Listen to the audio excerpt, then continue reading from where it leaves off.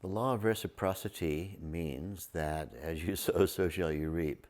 You know, this is a saying that's around in every philosophical base. For every action, there's an equal and opposite reaction, to quote Newton. You know, the idea that there is always something that is reflecting individual action. The universe responds to individual action. Universe responds to individual action. This is the Vedic saying. And then what does this mean? It means that, you know, you are going to create your surroundings. Your surroundings are here to give you joy and to benefit you and please you and make life happy in every way. The individual is responsible for their own surroundings. We create them. We are in a particular state of consciousness that causes the surroundings to assemble themselves in a particular way. Quantum mechanics also discusses how particles come into being out of a probability function from an unmanifest state into a particle form by virtue of the attempt to measure them. And the attempt to measure them involves a particular set of tools. So depending on what kind of tools you're using to measure if a particular particle is there, the quantum field can read the tools and will respond by creating a particle that is a response to that specific tool of measurement. In other words, there are no particles unless we're looking for particles. There is no world around us unless we're actually expecting it. Everything that exists is a response to expectation. This is the law of reciprocity. Reciprocity simply means that there is a reciprocal interaction between our expectation, our state of consciousness, and the world in which we find ourselves. And so then, you know, the idea that there's anything unjust based on this view of things is actually a fallacy. Now, there are lots of people who howl with protest over this. You know, how can this be true?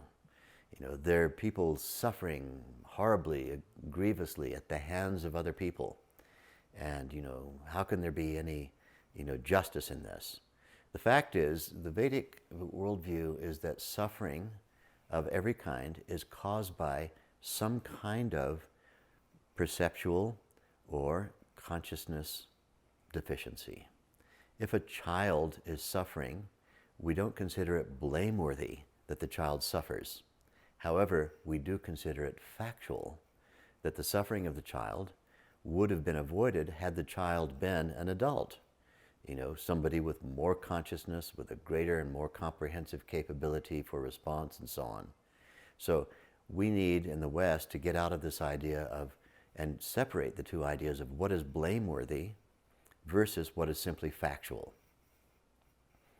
Taking blameworthiness aside, because in the West we are obsessed with pointing fingers and saying who is to blame for what, you know, blameworthiness aside, the fact is suffering is caused by inability to have full consciousness. Whatever has brought that about, whether it's immaturity or whether it is someone who is too young or whatever. But what we do know is that somebody in a very heightened consciousness state is not able to be made to suffer by anyone. In other words, they cannot be forced into suffering or tricked into suffering or betrayed into suffering or you know, conditioned into suffering by any other form or force or whatever. They know that they have the capacity either to engage the world on its own terms or simply not to be there. The ability to have choice is an ability that is a gift of the highest possible consciousness state. And so then that ability to not be there and make oneself available for suffering is something that is one of the products of being in the highest consciousness state. Reciprocity simply has to do with that fundamental idea that individuality has its reflection of its consciousness state everywhere around itself in the surroundings. And so what does this say to us? It says that if you're finding your surroundings unhelpful to your evolution, unhelpful to your happiness, you need to change your consciousness state. Rather than racing around trying to change what everybody else is doing, rather than racing around trying to change physical environments and so on, one needs to elevate one's own consciousness state, and the law of reciprocity will demonstrate to you that you are now in surroundings that suit your new consciousness state. And so consciousness is the conceiver of the surroundings. Consciousness is the constructor of the surroundings. Consciousness is the governor of the surroundings. And consciousness manufactures the surroundings. Whatever state of consciousness we're in, that is the quality of the surroundings. And so then we can change all of that. The idea is an idea that gives us the illumination of all possibilities. We can create anything out of anything. Likewise, we can create any level of smallness, any level of misery out of any environment. We know people, I know people personally, who live in what most Westerners would consider to be substandard living conditions.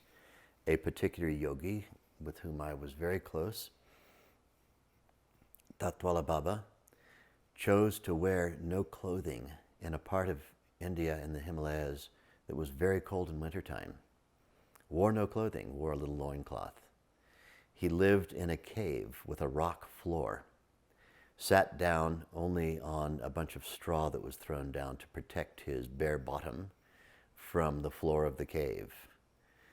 By choice and with great joy, he ate roots that grew in the ground and chewed them up with an appropriate amount of soil to help crunch them and digest them more easily, the same way that a chicken might take a bit of soil with every bite and have very good digestion because of it.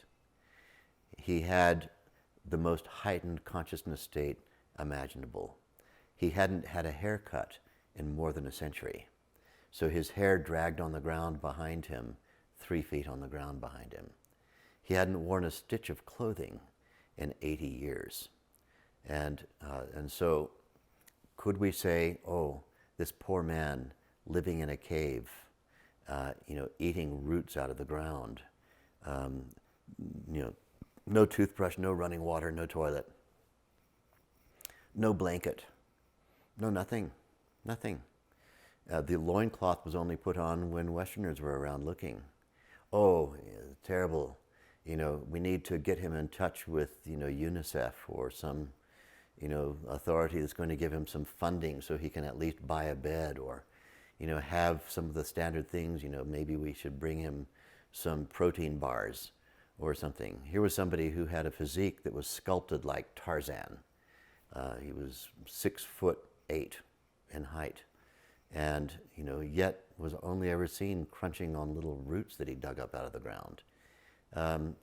So who's suffering? Somebody else in that same condition. You take, somebody from New York City and drop them into that cave, take all their clothes away from them, take their bed away from them, take their phone away from them, especially, take their, all their comforts away from them and leave them in the cave. What's their experience going to be? It's going to be gross suffering. It will be considered to be absolute torture. And yet here's a man who lived in that way for most of his 100 years plus of life. He was considered to be more than 100 years of age when his body dropped, who was in perpetual happiness day and night and could spout the greatest wisdom to anybody who came. Who's suffering? What's causing the suffering? Is the environment causing our suffering? No. Environment is a product of our consciousness state.